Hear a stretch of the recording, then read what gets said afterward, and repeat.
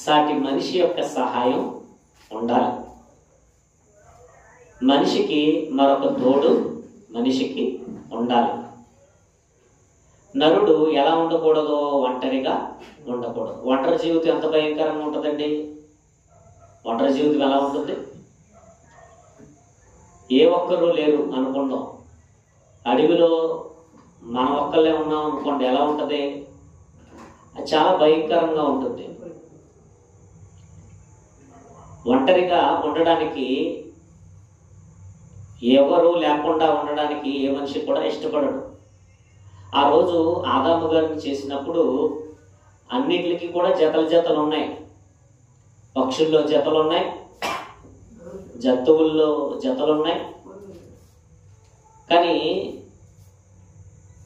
ఆదాము గారికి లేరు. అన్నిటికీ జతలుగా ఉన్నాయి, జంతువుల్లోనూ పక్షుల్లోనూ. కానీ తోడు లేదు. ఎవరికి తోడు లేదు అని అంటే ఆదాము గారికి తోడు లేదు. దేవుడు ఏమనుకున్నాడనంటే మనిషికి ఒక మనిషి యొక్క సహాయం ఉండాలి అని అనుకున్నాడు దేవుడు. అందుకనే ఈరోజు బంధాలు అన్నవి ఉండడానికి కలిగిన ప్రధానమైనటువంటి కారణం. ఆనాడు ఆదాము గారికి అవ్వను జత చేశాడు, తోడుగా ఇచ్చాడు. మనకి కూడా తోడున్నారు. అమ్మ, నాన్న, భార్య, భర్త, పిల్లలు, బంధువులు, స్నేహితులు, చాలామంది చేదోడు వాదోడుగా మనకందరికీ కూడా ఉన్నారు. మరి చాలామంది తోడుగా ఉంటున్నారు. బంధువులు తోడుగా ఉన్నారు, అమ్మా నాన్నలు తోడుగా ఉంటున్నారు, భార్య భర్తకి తోడుగా ఉంటుంది, భర్త భార్యకి తోడుగా ఉంటుంది, తల్లిదండ్రులకు పిల్లలు తోడుగా ఉంటున్నారు. కానీ ఇంతమంది ఉన్నా ఎవరు తోడుగా ఉండడానికి వచ్చారట? ఈరోజు భూమి మీద మనకి చాలా బంధాలు ఉన్నాయి లేదా? చాలా బంధాలు మనకి ఉన్నాయి. మరి ఇన్ని బంధాలు ఉన్నప్పుడు మాకు ఇంతమంది బంధువులు ఉన్నారు, మాకు పలానా ప్రాంతంలో ఎంతమంది బంధువులు ఉన్నారు, పలానా ప్రాంతంలో ఎంతమంది బంధువులు ఉన్నారు, లేకపోతే మాకు ఇంత పెద్ద కుటుంబం ఉంది అని చాలామంది చెప్పుకుంటూ ఉంటారు. మంచిదే.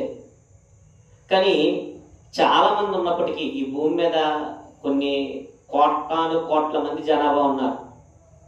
భూమి అంతా కూడా జనాభాతో నిండిపోతుంది. ప్రపంచ దేశాల్లో అనేక మంది జనాభా కలిగి ఉన్నారు. మనిషికి ఒక మనిషి తోడుగా ఉండాలని దేవుడు అనుకున్నాడు. కానీ ఎంతమంది ఉన్నప్పటికీ కూడా దేవుడే మనకు తోడుగా ఉండడానికి ఎక్కడికి వచ్చేసాడట? భూమి మీదకి వచ్చేసాడట. ఇంతమంది ఉన్నారు కదా, మరలా ఆయన ఎందుకు రావాల్సి వచ్చింది? ఇంతమంది ఉన్నారు కదా, ఎంతమంది ఉన్నా మరలా ఆయన ఎందుకు రావాల్సి వచ్చింది అన్నది ఒకసారి మనం చూద్దాం. ఆది కాండంలో జరుగుతున్నటువంటి విషయం ఏంటంటే ఒకసారి మనం చూద్దాం. ఆది కాండము 2వ అధ్యాయము 3వ అధ్యాయము, ఆది కాండము 3వ అధ్యాయము 1వ వచనంలో ఒకసారి మనం చూద్దాం. దేవుడైన యెహోవా సర్పము యుక్తి గలదై ఉండదు, ఇది నిజమా, ఫలములను మీరు తినకూడదని చెప్పాడు. చెప్పినప్పుడు ఎవరు మాట అంటున్నారు? అవ్వమ్మ గారు ఎవరు మాట అంటున్నారు? సాతాను యొక్క మాటను ఏం చేస్తుంది? ఆవిడ వింటుంది.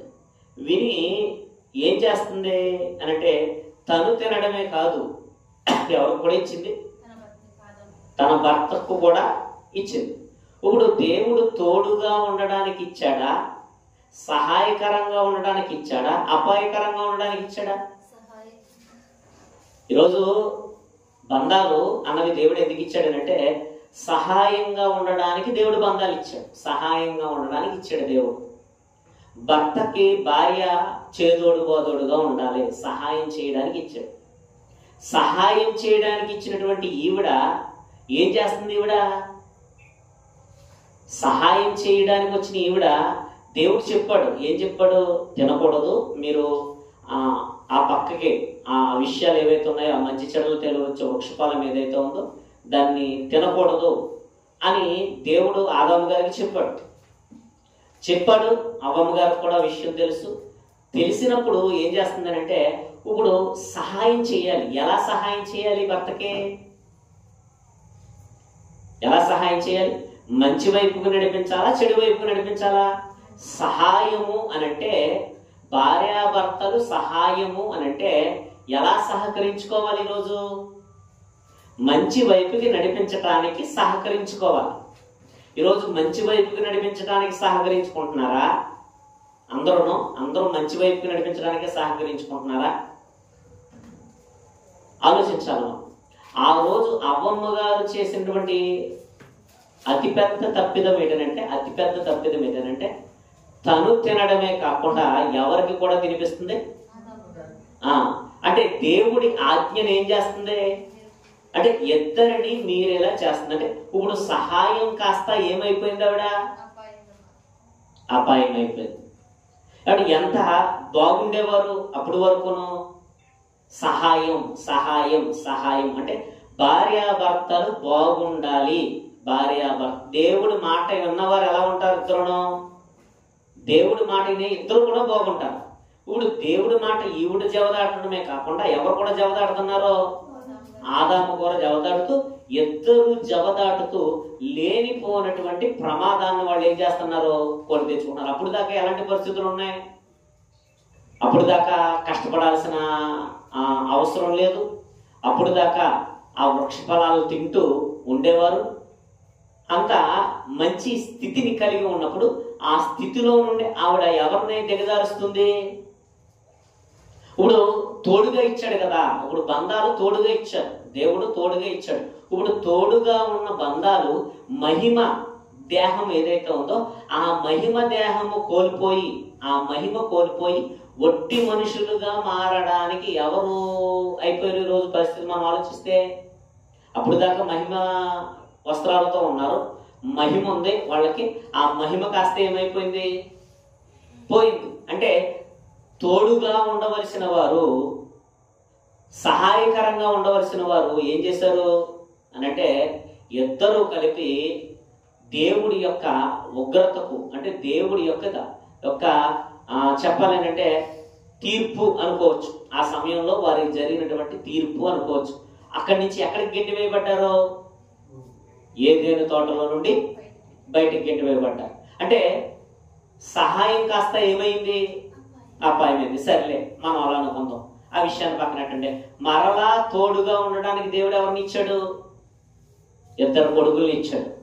ఇద్దరు కొడుకుల్ని ఇస్తే ఇద్దరు కొడుకులు కూడా ఏం చేస్తున్నారు అనంటే ఒక ఆయనేమో గొర్రెల కాపరి, ఒక ఆయనేమో వ్యవసాయాన్ని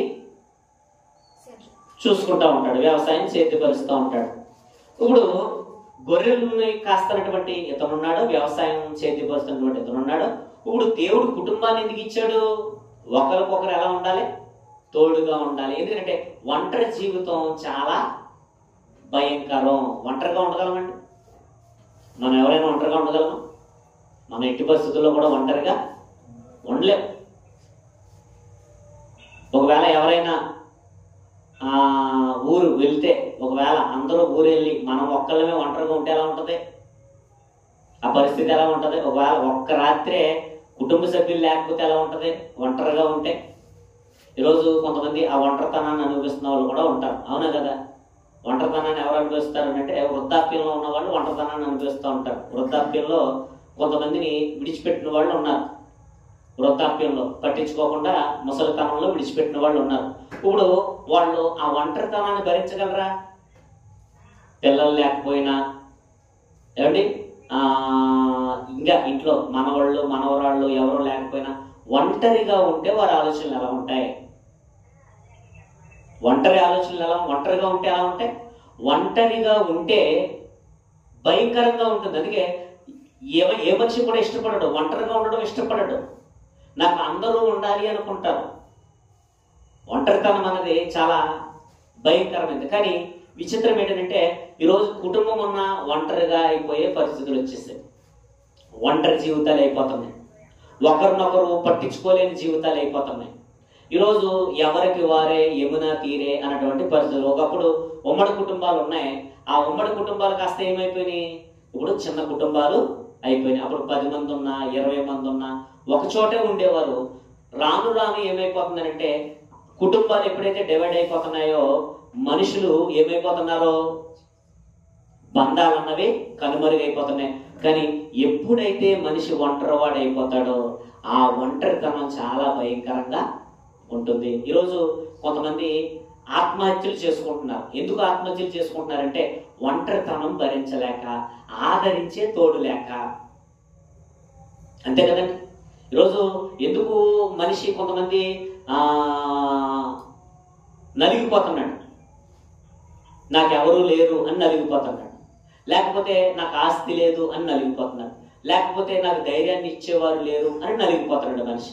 అంటే మనిషికి ధైర్యం చెప్పేవాడు కావాలి, మనిషిని ప్రోత్సహించేవాడు కావాలి, మనిషికి నేనున్నాను అని చెప్పేవాడు కావాలి. అయితే దేవుడు ఇంతమందిని పెట్టాడు కదా, ఇంతమంది ఆ కుటుంబ సభ్యుల్ని, అమ్మని, నాన్నని, భార్యని, భర్తని, పిల్లల్ని, మనవల్ని, మనవరాల్ని అందరినీ పెట్టాడు కదా.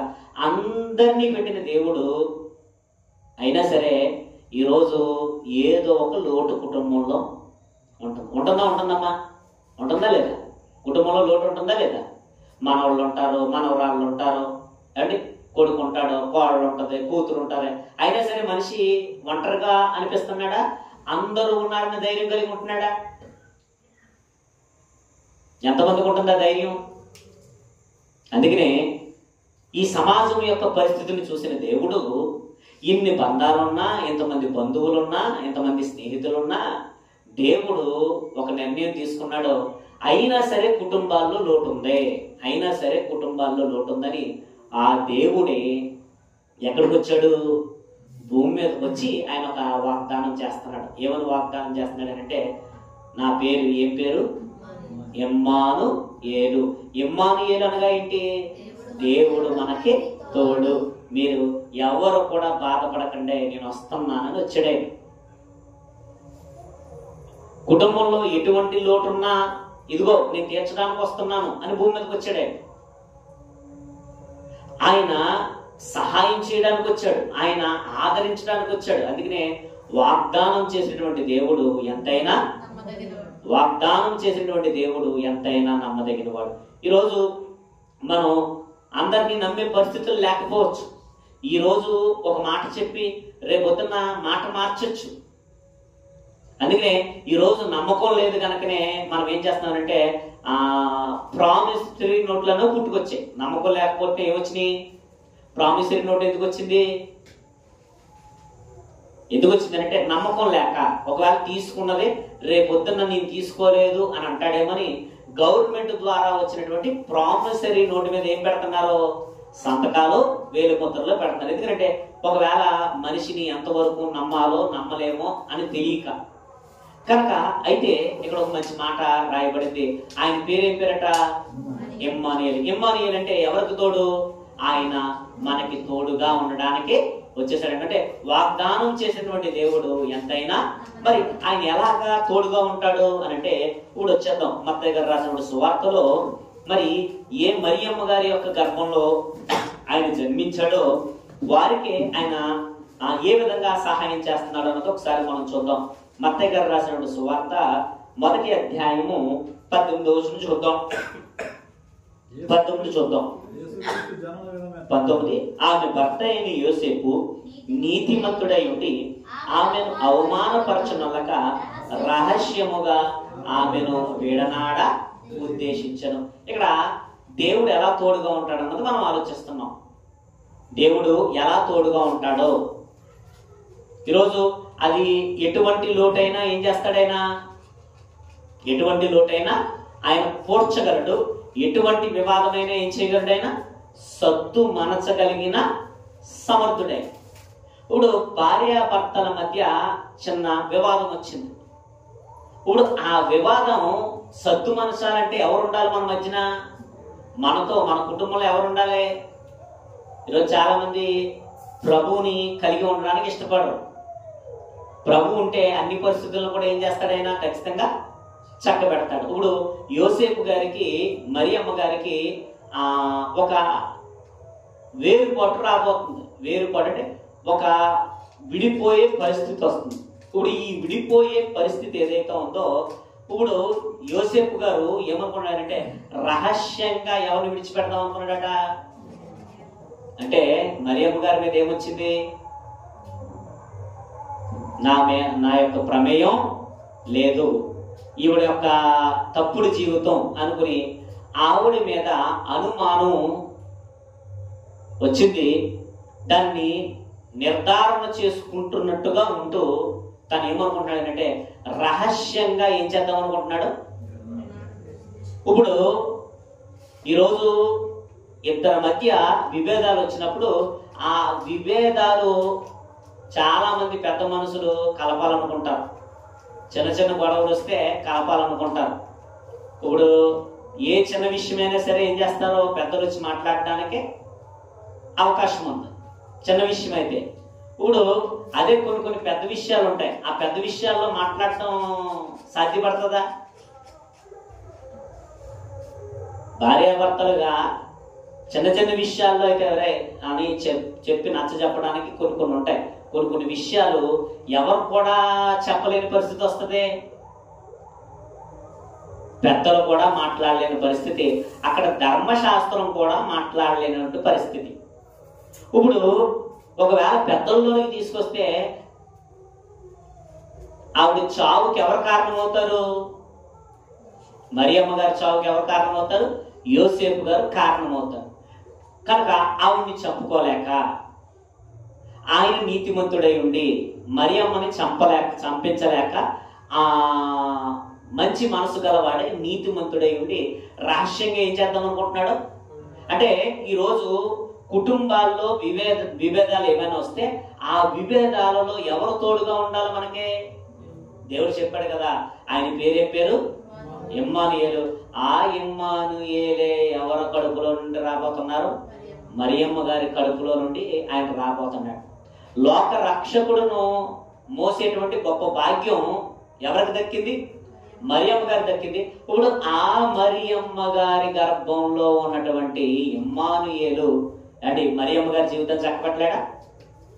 చక్కబెడతాడు. ఎలా చక్కబెడుతున్నాడు అని అంటే చూద్దాం. ఎలా చక్కబెడుతున్నాడు?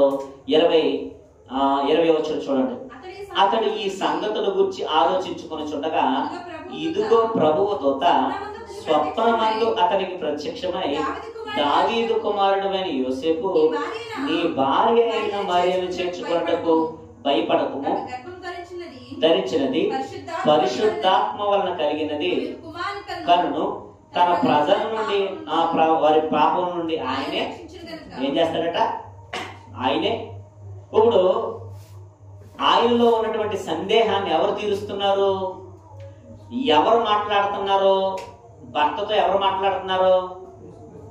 దేవుడే తన దూతను పంపించి ఏం చేస్తున్నాడు? మాట్లాడుతున్నాడు. దేవుడే తన దూతను పంపించి మాట్లాడుతున్నాడు. అండి ఈరోజు చాలా మంది భార్యాభర్తలు ఒక విభేదం వస్తున్నప్పుడు ఒక భార్య కానీ ఒక భర్త కానీ ఎవరైనా మోకరించి ప్రభువా మాకు ఈ సమస్య వచ్చింది అని భార్య కానీ భర్త కానీ ఇద్దరిలో ఎవరైనా తగ్గించుకుని మోకరించి ప్రార్థన చేస్తున్నారా, లేకపోతే బయటకు వచ్చి గొడవ ఆడుకుంటున్నారా? మరియమ్మ గారు ఏమన్నా మాట్లాడిందా? మనం మాట్లాడతాం ఏమని? పెద్ద నోరు వేసుకుని రండక్కో, రండి పిన్నో, రండి రెండమ్మో వచ్చారు. ఏం చేస్తారు? సిలికి ఏమవుతుంది?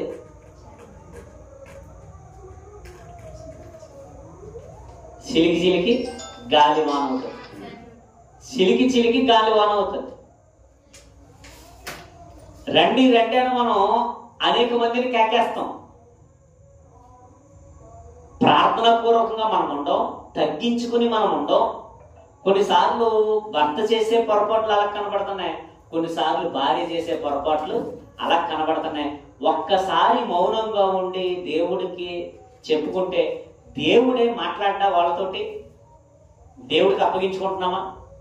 అబ్బే, దేవుడికి అప్పగించుకోవటం లేదు, దేవుడితో చెప్పుకోవడం లేదు, ప్రార్థనా జీవితం లేదు. తద్వారా ఏం జరుగుతుంది అంటే చిలికి గాలివానై కుటుంబాలు ఏమైపోతున్నాయనంటే చిన్న భిన్నం అయిపోతున్నాయి. అందుకనే మన కుటుంబాల్లో సమాధానం కలిగించడానికి ఒక మధ్యవర్తిగా ఆయనే ఈ భూమి మీదకి వచ్చాడు. కుటుంబాలు బాగుండడానికి ఎవరు వచ్చారు భూమి మీదకి? యేసు క్రీస్తు వారు. ఎందుకు వచ్చాడంటే ఆయన ఇమ్మానుయేలు, ఆయన మనతో ఉండడానికి వచ్చాడు. కుటుంబాలను నిలబెట్టడానికి ఆయన వచ్చాడు. కుటుంబ బంధాలను బలపరచడానికి ఆయన వచ్చాడు. ఎప్పుడైతే దేవుడు కలగ చేసుకున్నాడో, ఆయన అర్థం చేసుకున్నాడో, చూడండి అప్పుడు ఆయన ఏం చేస్తున్నాడో అన్నది ఒకసారి మనం చూస్తే 24వ చూడండి ఒకసారి. యోసేపు నిద్ర మేలుకొని ప్రభువు దూత తనకు ఆజ్ఞాపించిన ప్రకారం చేసి తన భార్యని ఏం చేశాడట? చేర్చుకున్నాడట. ఎవరిని చేర్చుకున్నాడో ఏమండి? చేర్చుకున్నాడా? చేర్చుకోలేదా? ఇప్పుడు మన కుటుంబాలలో కూడా భార్యాభర్తలు ఒకరినొకరు చేర్చుకోవాలి అని అంటే మధ్యలో ఎవరు ఉండాలి? ఇమ్మానుయేలు ఉండాలి. ఆ ఇమ్మానుయేలు దేవుడు ఈ భూమి మీదకి వచ్చాడు. ఎందుకంటే ప్రారంభములో ఆదాము అవ్వల దగ్గరికి వచ్చాడు. ఎవరో అపవాది వచ్చాడు, ఆదాముకి అవ్వని, అవ్వకి ఆదాముని ఇచ్చాడు. ఇద్దరి మధ్య బాండింగ్ ఏం చేశాడు? దెబ్బతీశాడు. ఇద్దరి మధ్యలో గొడవలు రావడానికి కారణం ఎవరయ్యారు? అపవాదయ్యాడు. ఏమిటి? ఆ కుటుంబంలో హత్య జరగడానికి కారణం ఎవరయ్యారు? అపవాదయ్యాడు. కానీ ఈ దంపతుల విషయంలో చూడండి, గొడవలను సద్దు మనచడానికి ఎవరు వచ్చారు? దేవుడు వచ్చాడు. ఆ రోజు గొడవలు ఎట్టడానికి ఎవరు వచ్చారు? అపవాది వచ్చాడు. ఇప్పుడు గొడవలు తగ్గించడానికి ఎవరు వచ్చారు? దేవుడు వచ్చాడు. అంటే ఆయన ఇమ్మానుయేలు, ఆయన తోడుగా ఉండడానికి వచ్చాడు. ఆ అపవాది తోడుగా ఉన్న వారిని విడగొట్టడానికి వచ్చాడు. రక్తపాతం సృష్టించడానికి వచ్చాడు. గొడవలు సృష్టించడానికి అపవాది వస్తే, అంటే మనుషులలో సంబంధాలు తెగిపోతున్నప్పుడు, మనుషులలో ప్రేమ లేనప్పుడు, మనుషులలో ఐక్యత కోల్పోతున్నప్పుడు దేవుడు ఈ భూమి మీదకి రావటం జరిగింది. అందుకనే ఆయన పేరేం పేరు? ఇమ్మానుయేలు. ఆయన ఎలా తోడుగా ఉంటాడనంటే, ఆయన కలిగి ఉంటే కుటుంబం ఎలా ఉంటుంది? చేర్చుకుంటాడు. ఆమె నిన్ను ఏం చేస్తూ ఉంటుంది అంటే హత్తుకుంటుంది. చేర్చుకుంటారు, హత్తుకుంటారు. అంటే బంధాలు బలపడటానికి, ఆయన బలపరచడానికి యేసుక్రీస్తు వారు ఈ భూమి మీదకి వచ్చినట్టుగా మనం చూస్తాం. అయితే మరొక సందర్భం చూద్దాం. ఆ సందర్భంలో ఆయన ఎలాగ తోడుగా ఉంటున్నాడు అన్నది ఒకసారి మనం ఆలోచిస్తే, మత్తయి గారు రాసిన సువార్త 2వ అధ్యాయము ఒకసారి మనం చూద్దాం. మత్తయి గారు రాసిన సువార్త 2వ అధ్యాయము 13వ వచనం చూద్దాం. వారు వెళ్ళిన తర్వాత ఇదిగో ప్రభువు దూత స్వప్నమందు యోసేపునకు ప్రత్యక్షమై హేరోదు సంహరింపవలనని ఆయన వెతకబోచున్నాడు కనుక నీవు లేచి శిశువును తల్లిని వెంటబెట్టుకుని ఐగుప్తునకు వెళ్ళిపోమని చెప్తున్నాడు. చూడండి ఆయన ఎలా తోడుగా ఉంటున్నాడో. ఎందుకంటే మన జీవితంలో కూడా ఆయన ఎలా ఉండడానికి వచ్చాడైనా తోడుగా ఉండడానికి వచ్చాడు. ఈరోజు అది ఏ లోటైనా కావచ్చు, ముందుకెళ్ళే కొద్ది మనం ఆలోచిద్దాం. అది ఏ లోటైనా సరే ఆ లోటును పరిపూర్ణం చేయగలిగిన వారు ఎవరో? కేవలం యేసుక్రీస్తు వారు మాత్రమే ఆ లోటును పరిపూర్ణం చేయగలడు. అంటే కుటుంబాన్ని బలపరిచాడు. ఇద్దరు కూడా చాలా అర్థం చేసుకుంటున్నారు, ఒకరినొకరు అర్థం చేసుకునే పరిస్థితి. యోసేపునేమో మరియమ్మ గారు అర్థం చేసుకుంటున్నారు, మరియమ్మ గారినేమో యోసేపు గారు అర్థం చేసుకుంటున్నారు. ఇద్దరు దేవుడి ప్రణాళికలో ముందుకు వెళ్తున్నారు. ఈ ముందుకు వెళ్తున్న క్రమంలో ఒక శత్రువు పగబట్టాడు. ఎవరి మీద? ప్రభువు వారి మీద శత్రువు పగబట్టాడు.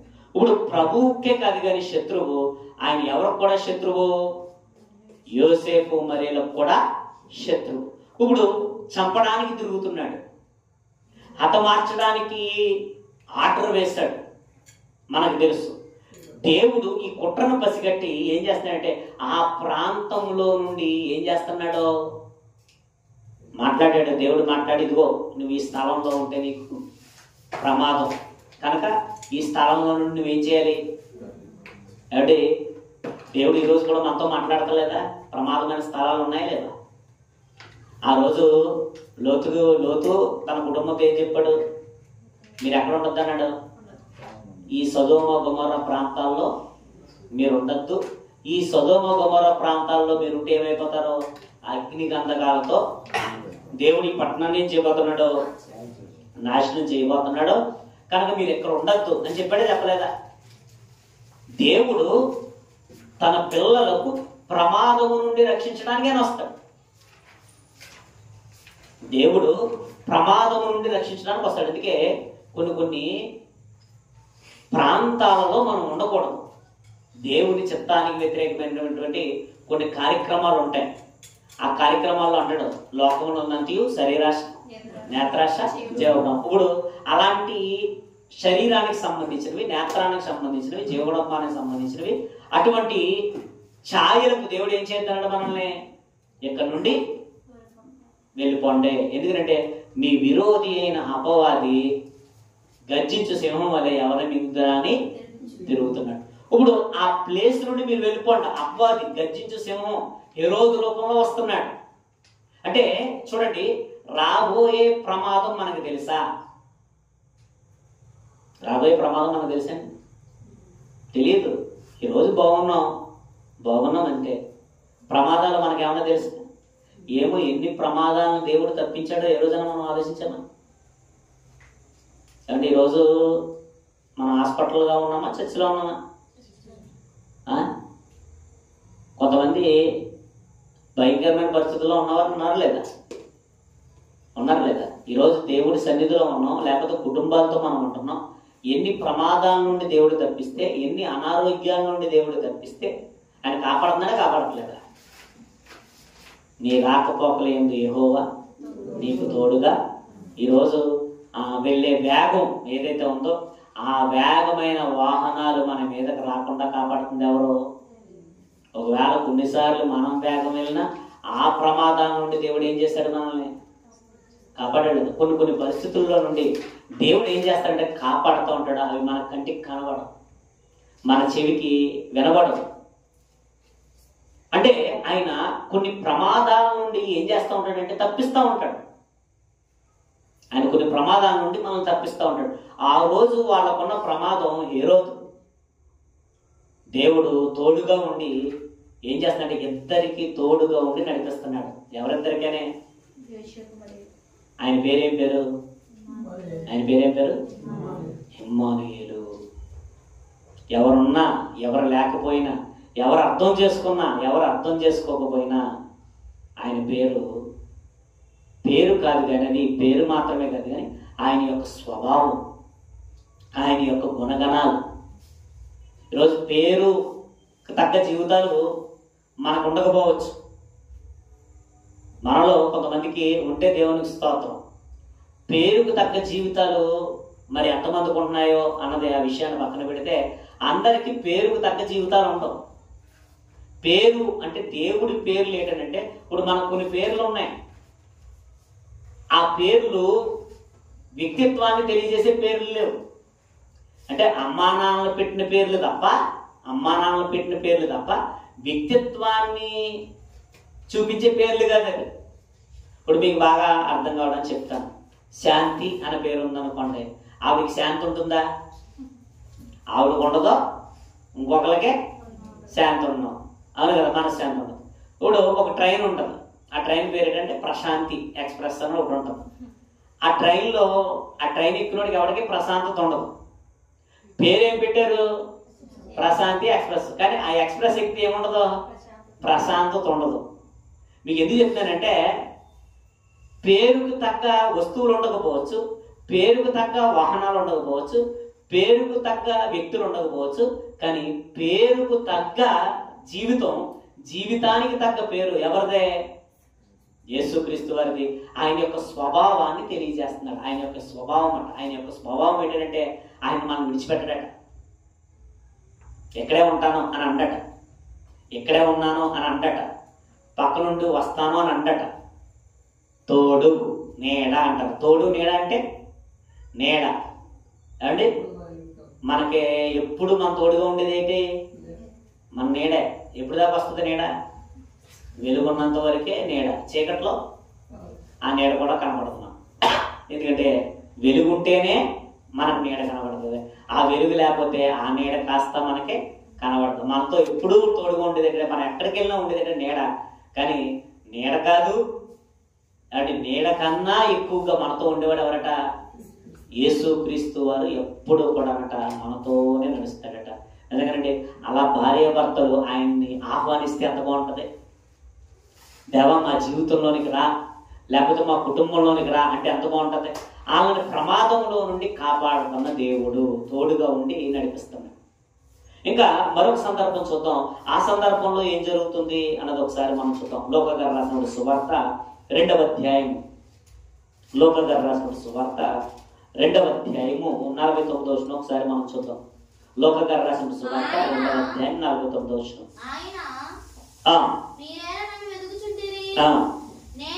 నేను నా తండ్రి పనుల మీద ఉండవలనని మీరు ఎరుగరా అని వారితో చెప్పాను. అయితే వారు గ్రహించలేదు. అంతటా ఆయన వారితో కూడా బయలుదేరి నజరేతుకు వచ్చి వారికి లోబడి ఉండెను. ఇప్పుడు ఇంట్లో ఎదుగుతున్నటువంటి ప్రభువు వారట ఎలా తోడుగా ఉన్నాడంటే, ఒక ఇంట్లో పెద్ద కొడుకు ఎవరో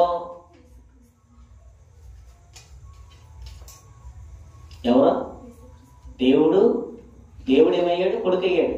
దేవుడు ఏమయ్యాడు? దేవుడు కొడుకైతే ఎలా ఉంటుంది? ఈరోజు ఏ కొడుకులైనా సరే తల్లిదండ్రులు ఖచ్చితంగా ఏదో సందర్భంలో బాధ పెడతారు. ఒకవేళ బాధ పెట్టకపోతే దేవునికి స్తోత్రం. ఏదో ఒక సందర్భంలో బాధ పెట్టేవాళ్ళు ఉన్నారు. ఏదో ఒక సందర్భంలో కొడుకులు కూతుర్లు ఏదో ఒక సందర్భంలో బాధ పెడుతున్నారు. ఏదో ఒక సందర్భంలో బాధ పెడుతున్నారు. మరి బాధ పెట్టని కొడుకు అంటే కొడుకు లోటు ఏదైతే ఉందో, నీకు మేలు కలగాలనంటే నీ తండ్రిని నీ తల్లిని సన్మానించిన మాటను ఎవరు చూపిస్తున్నారో జీవితంలో? ప్రభువు వారట లోబడి పూజ చేయండి అనట్లేదట. అక్కడ నాకు పూజ చేయండి అనకుండా ఏం చేస్తున్నాడట? లోబడి అంటున్నాడట. ఈరోజు అంటే మనకు ఎవరన్నా లోబడుతున్నారా? ఏమన్నా పని చెప్తే చేస్తున్నారా? ఏదైనా తెమ్మంటే తెస్తున్నారా? పోనీ ఏమన్నా హాస్పిటల్కి వెళ్ళి మెడిసిన్ తెమ్మంటే తేలేని వాళ్ళు కూడా ఉన్నారు. ఒకవేళ హాస్పిటల్లో చూపించమంటే చూపించలేని వాళ్ళు ఉన్నారు. తోడుగా ఉంటారు, ఎదిగిన తర్వాత తోడుగా ఉంటారు అని అనుకుంటున్నారు. ఎదిగిన తర్వాత తోడుగా ఉంటారు అనుకుంటే ఎవరి కుటుంబం వాళ్ళ కుటుంబమే అయిపోతుంది. బంధాలను దేవుడు తోడుగా ఇచ్చాడు. ఏమండి, ఆ భార్య భర్త తల్లి తండ్రి పిల్లలు అన్న బంధాలను ఇచ్చాడు. ఒకరినొకరు అర్థం చేసుకుంటూ సహకారులుగా ఉంటూ ఈ దైవ భక్తిలో ఎదగాలని దేవుడిస్తే, కానీ దాంట్లో లోటుపాట్లు అన్న ఉన్నాయి. ఆ లోటుపాట్లను ఎవరు సరి చేస్తున్నారు? అక్కడ యేసుక్రీస్తు వారు కుటుంబ భారాన్ని ప్రారంభం నుంచి మోసాడు. ఈరోజు యవనస్తులకు ఎవరు మాదిరి? యేసుక్రీస్తు వారు మాదిరి. ఏ పని చెప్పినా చెయ్యాలి, ఏం చెప్పినా చెయ్యం అని అంటాం. ఏం చెప్పినా చెయ్యం, ఎవరి మాట మనం వినాం, ఎవరి మాట లెక్క చేయాల్సిన అవసరం లేదు అని అనుకుంటాం. కానీ మనకే ఒక టైం వస్తుంది, మనము తల్లిదండ్రులతో మనకే పిల్లలు వస్తారో, మనకే వాళ్ళు ఎదుగుతారు. మనం చేసిందే వాళ్ళు చేసినప్పుడు కానీ మనకి అర్థం కాదు. కానీ ప్రభువు వారు ఎలా తోడుగా ఉంటున్నాడంటే, ఆ కుటుంబంలో ఎంత చేదోడుగా ఉంటున్నాడు. ఆయన ఎటువంటి లోటునైనా పూడ్చగలిగిన సమర్థుడు. ఎటువంటి లోటునైనా అందుకే పిల్లరా చాలా చక్కటి విషయాలు మనకు ఆడదు. అందుకే ఆ రోజుల్లో యేసుక్రీస్తు వారంటే ఒక ధైర్యం. ఎక్కడెక్కడ నుండి వచ్చేసేవారు ఎవరి దగ్గరికి? వాళ్ళకి ఏ ఇబ్బంది రానివ్వండి, వాళ్ళకి ఏ సమస్య రానివ్వండి, వాళ్ళకి ఏ కష్టం రానివ్వండి, మాకంటూ ఒక ఆయన ఉన్నాడు అని ఎవరి దగ్గరికి వెళ్ళిపోయేవారు? మారుమూల ప్రాంతాల నుండి వచ్చేసేవారు. ఎక్కడెక్కడో పట్టణాల నుండి వచ్చేసేవారు. ఎక్కడో అడుగులో ఉంటే అడుగులో వచ్చేసేవారు. ఎందుకంటే ఆయన అంటే ఒక ధైర్యంగా ఉండేవారు. అంటే ఆయన అంత ధైర్యాన్ని ఇస్తున్నాడు అని అంటే నిజంగానండి మనుషులు ఇవ్వగలరా ధైర్యాన్ని? ఎవరు ఇవ్వలేనటువంటి ధైర్యాన్ని ఎవరిస్తున్నారో? లోబడి లోబడి లోబడి లోబడి ఉండేను. ఆయన పేరేంటి? ఇమ్మానుయేలు. కనుక మన జీవితంలో ఒకవేళ ఏదైనా లోటుపాట్లు ఉంటే ఆ లోటుపాట్లను ఏదో ఒక రూపంలో ఆయన ఏం చేయగలడు? చేయగలడనంటే ఖచ్చితంగా ఆయన చెయ్యగలడు. ఎలాగనంటే మరి ఆయన భూమి మీద లేడు కదనంటే భూమి మీద లేకపోయినా ఏం చేయగలడు ఆయన? ఎందుకంటే ఆయన ఎక్కడిద్దరు ముగ్గురు ఉంటారో వారి మధ్య నేను ఉంటాను. మరి తల్లి విషయంలో మనకి జరిగిన ఒక సందర్భాన్ని కూడా మనం ఆలోచిద్దాం. యోహాను గారు రాసిన సువార్త 2వ అధ్యాయము. యోహాను గారు రాసిన సువార్త 2వ అధ్యాయము మొదటి వచనం ఒకసారి మనం చూద్దాం.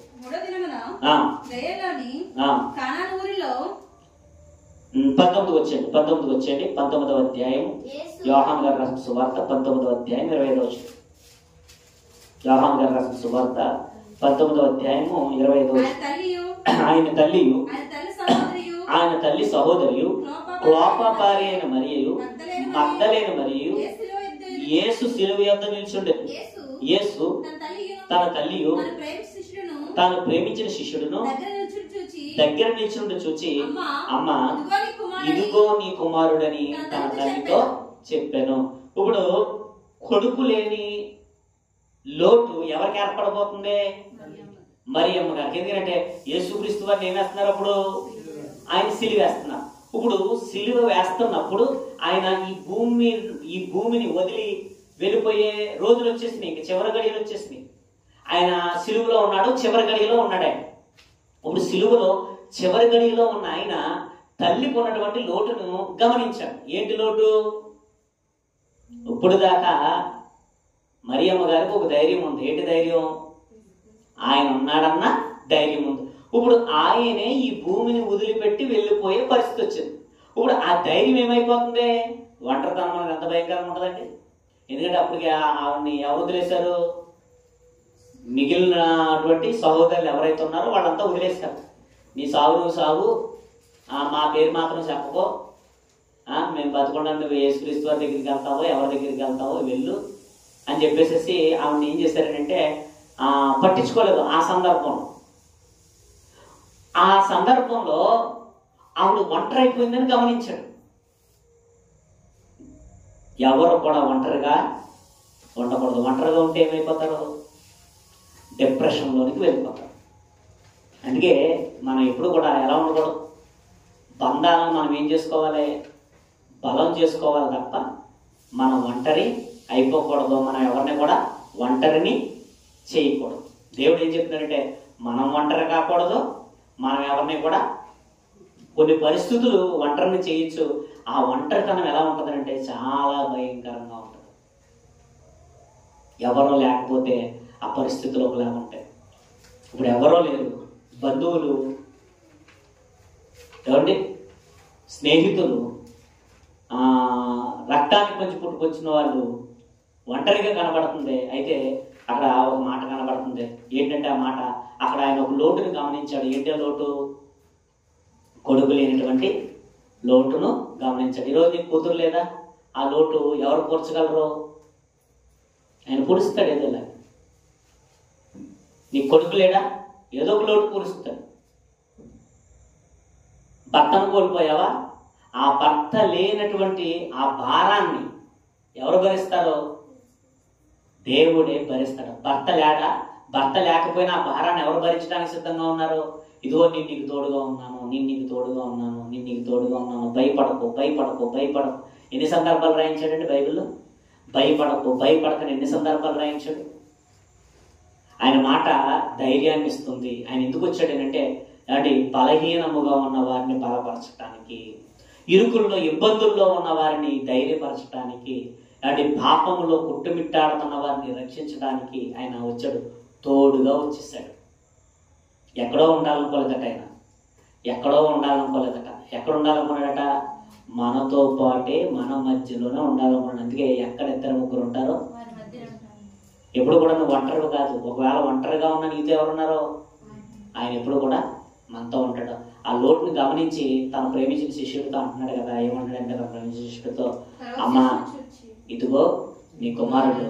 తర్వాత ఆ శిష్యుని చూసి ఇదిగో నీ తల్లి. అప్పుడు ఆయన ఏం చేశాడట? చేర్చుకున్నాడు. ప్రారంభంలో మరియమ్మ గారిని ఎవరు చేర్చుకున్నారో యోసేపు గారు చేర్చుకున్నాడు. తర్వాత చివరి దశలో వచ్చేసరికి ఎవరు చేర్చుకున్నట్టుగా కనబడుతుంది అంటే ఆ లోటుని ఎవరు భర్తీ చేస్తున్నారో? తల్లి ఒంటరిదైపోతుంది, నలిగిపోతుంది, మానసికమైన వేదనతో నలిగిపోతుంది. ఆ కళ్ళ ముందు జరుగుతున్నటువంటి ఆ రక్తపాతం ఏదైతే ఉందో ఆ రక్తపాతాన్ని చూడలేక, ప్రభువుని రక్తపాతాన్ని చూడలేక విలవెల్లాడిపోతుంటే అంటే ఆయన గురించి ఆలోచించుకోవట్లేదు కానీ ఎవరి గురించి ఆలోచిస్తున్నాడు ఆయన? ఎంత గొప్ప ప్రేమ ఎక్కడైనా ఉంటుందండి. అదే మనమైతే ఏమంటాం? నా బర్త్డే బాగలేదు, నేను నీకేం చేయను అనేవాళ్ళు ఉన్నారు లేదా? ఈరోజు కొంతమంది పేరెంట్స్ని పట్టించుకోవడం ప్రధానమైన కారణం ఏంటంటే మా పరిస్థితే బాగోలేదు, మా పిల్లలకే మేము ఫీజులు కడుతున్నాం, మా పిల్లలకే బోల్డ్ అయిపోతున్నాం, మా పిల్లలకే చాలా కష్టపడుతున్నాం, మా పిల్లలకే ఆరోగ్యాలు బాగుంటుంది, మా పిల్లలకే చాలా ఖర్చు పెడుతున్నాం. ఈరోజు మిమ్మల్ని చూసేంత ఓపిక మాకు లేదు, మా పరిస్థితే బాగోలేదు, మీకేం చేస్తామని అంటారు. కానీ ఆ రోజు ప్రభువు వారి పరిస్థితి ఎలా ఉంది? చాలా భయంకరంగా ఉంది.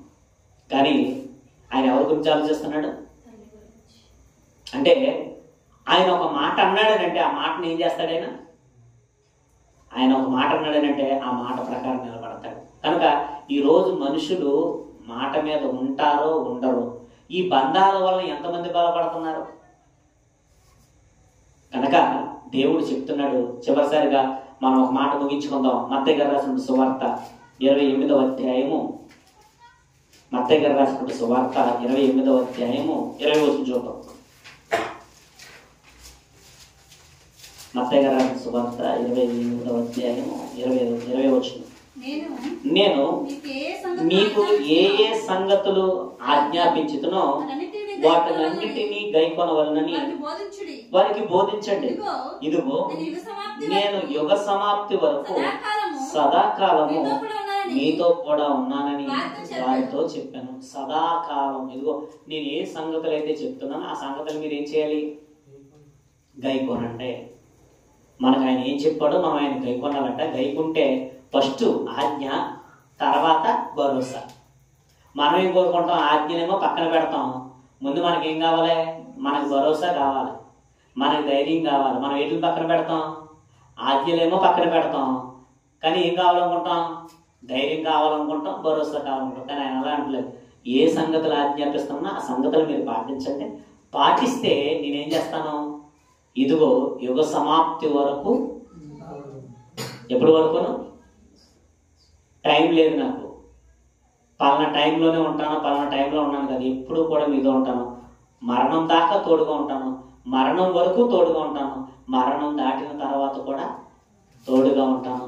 అందుకే అంటాడు కదా, ఇదిగో నా తండ్రి ఏంట అనేక నివాసములు కలవు, లేని ఎడలు నేను ఏం చేస్తాను? ఆయన ఏం చేస్తాడు?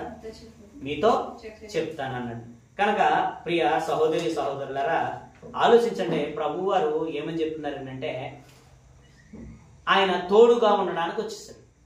ఆయన ఎలా వచ్చేసాడు? తోడుగా ఉండడానికి వచ్చేసాడు. కనుక ఎన్ని బంధాలు ఉన్నా ఈరోజు ఒంటరి జీవితం అనిపిస్తున్నాం. ఈరోజు ఎంతమంది ఉన్నా ఒంటరిగా నలిగిపోతున్నారు. ఈరోజు డబ్బున్నా నలిగిపోతున్న వాళ్ళు ఉన్నారు. ఈరోజు బంధువులున్నా, అధికారం ఉన్నా, ఆస్తులున్నా, అంతస్తులున్నా, అందచందాలున్నా, ఏమున్నా ఈరోజు మనిషి ఏమైపోతున్నాడో? నలిగిపోతున్నాడు. కానీ ఆ నలిగిపోతున్నటువంటి మనిషికి రక్షించడానికి ఎవరు వచ్చారట? యేసుక్రీస్తు వారు వచ్చారు. ఆయన మనతో ఎప్పుడు కూడా ఉంటాడు, మనకి తోడుగా ఉంటాడు. తల వంచండి, ప్రార్థన చేసుకుందాం. మహాపరిశుద్ధుడా, మహోన్నతుడా, మహాగణుడా, మా ప్రియ పరలోకపు తండ్రి, ప్రేమ కలిగిన దేవ, దయ కలిగిన దేవ, మీకు వేలాది స్తుతులు స్తోత్రాలు చెల్లించుకుంటున్నాం. ఎప్పటి వరకు తండ్రి మీ కృప చెప్పిన తండ్రి మీరు మమ్మల్ని నడిపించారు. మీకు వేలాది స్తుతులు స్తోత్రాలు చెల్లించుకుంటున్నాం. ఇప్పటి వరకు తండ్రి మీరు మాకు తోడుగా ఉన్నారు, ఇక ముందు కూడా తండ్రి మీరు మాకు తోడుగా ఉంటారు. మీకు వేలాది స్తుతులు స్తోత్రాలు. ఇగో తండ్రి జరుగుతున్నటువంటి పరిచర్యను, ఇగో తండ్రి మా యొక్క కుటుంబ పరిస్థితులను, మా యొక్క ఆత్మీయులను తండ్రి మీ చేతులకు అప్పగించుకుంటూ మీ కృపలో తండ్రి కాచి కాపాడి తండ్రి భద్రపరిచి మీరే తండ్రి మాకు ధైర్యాన్ని అనుగ్రహించి ఇగో తండ్రి అన్ని విధాలుగా తండ్రి నడిపిస్తాను సూచిస్తూ మీ కృపాస్తాలకు అప్పగించుకుంటూ యేసుక్రీస్తు వారి చూసిన నామపరం తండ్రి ఆమేన్. మన తండ్రి దేవుని ప్రేమ, యేసుక్రీస్తు వారి కృప, పరిశుద్ధాత్మ యొక్క అన్యోన్య సహవాసం మనకును